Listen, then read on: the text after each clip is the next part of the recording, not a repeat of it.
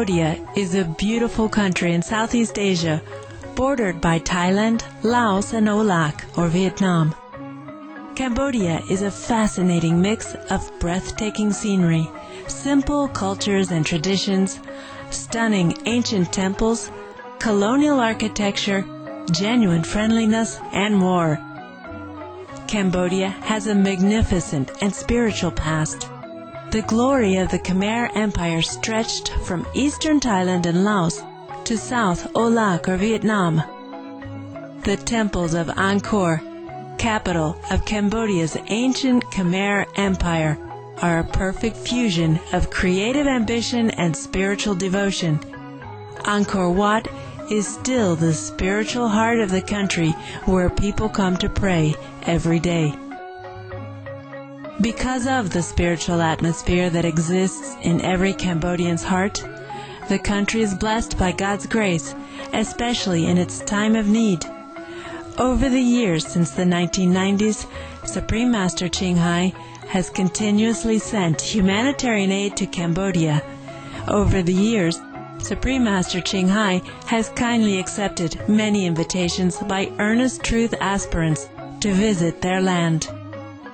We now invite you to listen to an enlightening discussion by Supreme Master Ching Hai with our association members entitled The Mark of a Great Saint from May 1996 in Cambodia.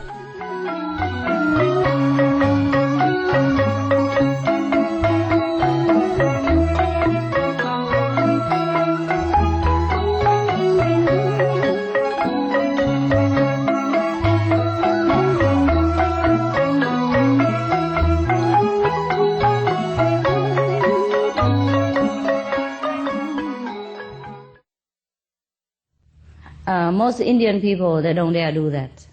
I don't see them jump into that water. They probably do that downstream, like Harvard or Benares, where it's warmer in the plain down there, but not on the top of the Himalaya mountain where the Ganges river originates, because it's really cold there. All over the place are snow mountain and snow very high, and then only there is the water, and in May there comes the sun. And you already rely on that. And then if you wash there, it's too cold.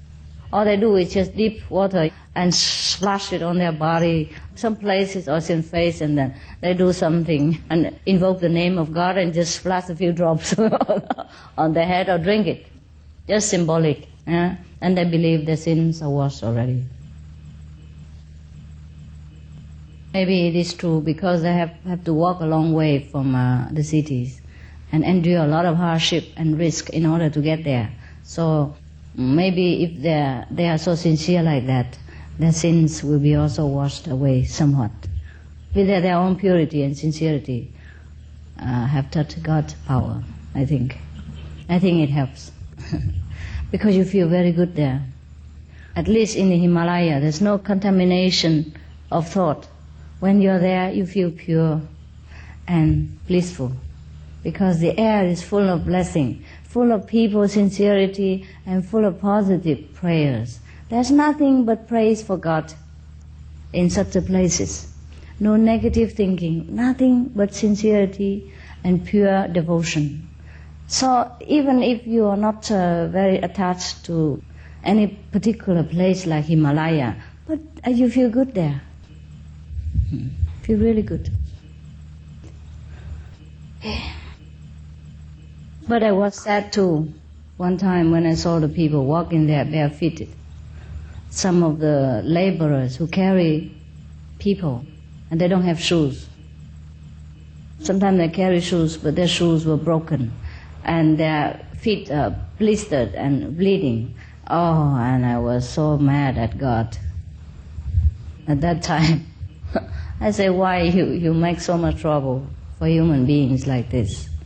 What's the use of coming here worshiping you and people have to suffer like this? And I was really very hurt. So I walked down the mountain crying. And then when I came down the hill, and there was a monk who pitched his tent there. The Indian tent are very simple, just a roof with a plastic sheet. That's it, made by the branches nearby. And they put a plastic sheet on it. And then they make a fire in the corner. And they put a blanket in the other corner. And they put a Shiva or whatever image on top of their bed. And that's it. That's their tent. And during pilgrim season, many monks would pitch their tent like that, their hut along the pilgrimage road. So the pilgrim people would give them alms, yeah, money or whatever, and then they buy the necessity. And the fire will keep them warm, and the mosquito don't grow there because it's too cold. And so like that, they live like that. So when I went down the mountain crying, and I saw a monk in his hut, so I stopped by and gave him some alms, like everybody else, some money. I was crying and I coming down. And he said, "Why are you crying like that?" He called me child. "Oh, child, why are you crying like that?" He speak in a Indian language, you know. So I told him the reason. I told him that I nearly lost my faith in God because he seems to make so much trouble for people, for my brothers and sisters. I see them walking in the ice, very slippery ice, and bare feet like this, or bleeding feet. I try to earn some money from the pilgrim. And I don't like what I saw. And I wonder why God is so cruel like this at that time. And I say, why people pray to God and He doesn't come to them? So he said only one sentence. He said, God comes only at the last minute. And up to now I still don't understand what he's talking about. But that comforted me, huh? And then he explained to me that, oh, you don't know, these people are not ordinary people, huh? They vow to come down as laborers to carry people to God. And that's very good for them. You should not feel sorry. And then I was enlightened. Oh, I feel good.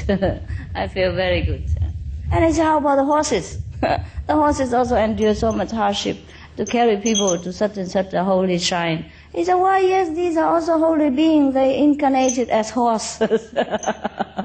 Oh, he was very positive. And then he said, no, come sit down, my child, have some food.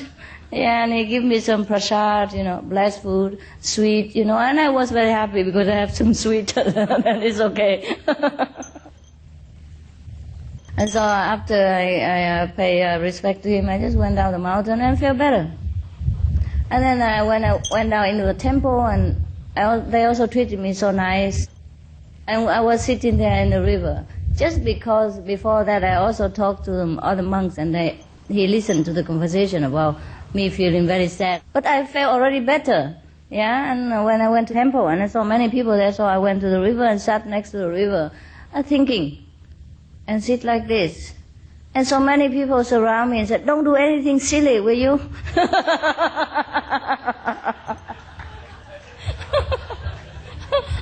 I was thinking of God and meditating because I sit next to the river on top of a stone, very deep place there, deep water, so they surround me, don't leave me. They never left me again until I went back to the temple. And all I wanted was some quietude and solitude and silence to meditate after a long journey and tiredness. And they worried that I would jump inside or something. Oh my goodness. And so I never had my silence and quietness again. They keep following me everywhere since that day. Okay, let's go back to the mango. You want to eat the mango? Wow, nearly finished. Okay. So we go back to Benares, huh? So after a long journey of many days and many nights, the king and his retinues reached the destination. And they saw the mango tree grow next to the riverbank.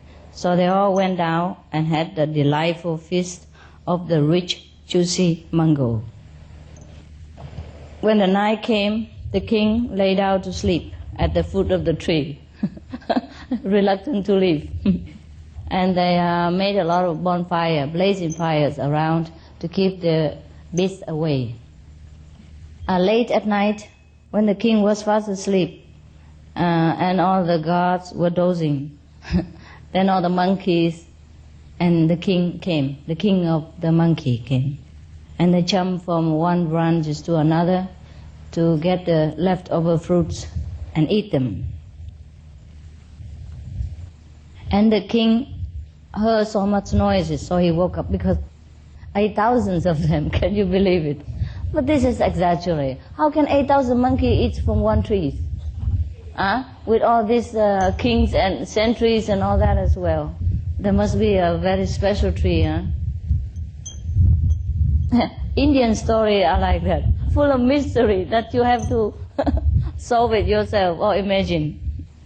Just like all the time Sakyamuni Buddha born as a golden wat, and right in Benares, in the same dynasty, and meet the same king and queen all the time and have the same trouble again all the time with them. He could have told them, next time I will incarnate as a monkey, just leave me alone. It's the same king, So the king was awakened by this noise of 8,000 monkeys and the king. So he told his soldiers to get up and surround the trees and get ready with the bows and the arrows. They want to shoot some monkeys in order to eat them in the morning. He said, in the morning we will eat the monkey flesh and the mango. Monkey and mango would be very nice. He said like that. So the monkeys overheard the king's words, and trembling with fear, they went to the chief, the king of the monkey. And they said, oh, sir, you have warned us. But because we didn't know there was one fruit which has fallen into the river and carried down the stream. And now the strange man come here to get the fruit. And that leader even want to eat our flesh. So they order his archers to shoot us. The tree is surrounded and we cannot escape. What are we to do? So the king monkey say, do not be afraid, my children. I will find a way to save you. So he comforted them and then jumped over to another side of the river. He got a long bamboo pole and brought it back to where he was before. He was thinking the pole was measured long enough so that he can tie it on his waist and then make a bridge from there to the other branch of other Ganges river bank. They can escape from the tree to the other side, so no problem. But he miscalculated somewhat, and the bamboo pole was a little bit short. So he could not rely on the bamboos alone. So he has to bend his whole body, holding onto the trees and using his back to make up for the shortage of the bamboo pole. So all the monkey, he tells them to jump on top of his head, on his back, and then walk on his back and walk toward the bamboo pole and go to the other side. So everybody like that went to the other bank and no problem. But there was one monkey, the last one, called Devadatta, who was very jealous of this monkey king.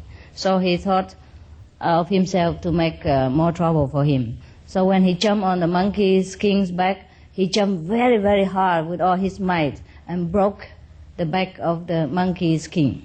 And then he jumped away. The king of the monkey was in great pain, and he fell in the river. But the king Brahmadatta, who has observed all this going on, felt very touched by the compassionate king monkey. So he ordered his men to rescue him from the river and brought him to the fire and put him in fine clothes and feed him and give him water, etc., etc., and medicine and some balm for his back, so to make him recover again. And then he will ask him, when the chief of the monkey regained consciousness, you made a bridge of your body for the monkeys to cross.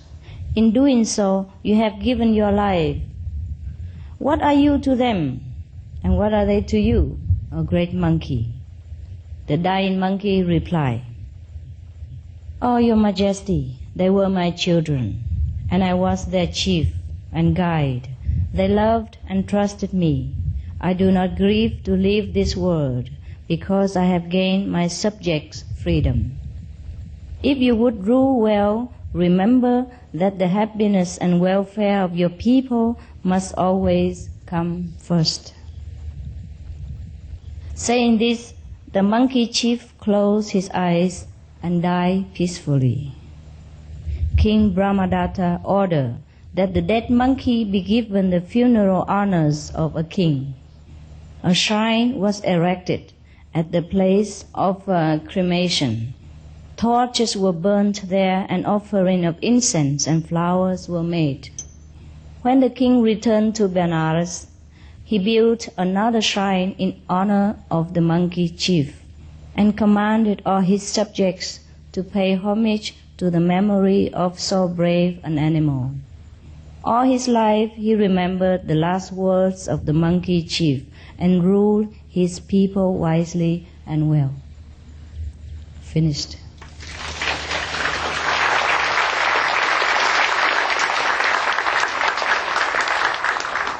Very good story, huh? Whether it's true or not. Befitted a Buddha's status. We always look down upon animals. But if this story is a true story, then some of us humans have to really feel ashamed. Now when you go to India, perhaps you will see many shrines of the monkeys. Perhaps this came from this story. The shrines of the monkey come from this true story. There are another monument for Hanuman, but maybe it's a different one. Also, he looks like a monkey. He's supposed to be a very wise monkey of the ancient Indian kingdom, and he has helped many of beings, including King Rama. You know Ramayana, the story of King Rama. He was exiled, and then later he given back the kingdom again. He defeated many demons with the help of Hanuman. And I don't know if these two stories connected with each other or not, but they're both monkeys. So you don't wonder why the Indian people worship animals such as monkeys or buffalo or cows, whatever, huh? Because they believe all beings have a soul and have wisdom and have goodness in them. And even in modern time, it's proved to be so, huh? Through some of the story we see in the press, about animals rescuing human beings or their own kind, etc., etc., or do so many extraordinary things, benefiting others and humankind and themselves. And this should be enough for us to learn to respect animals and protect them and love them. All right, thank you for your loving attention.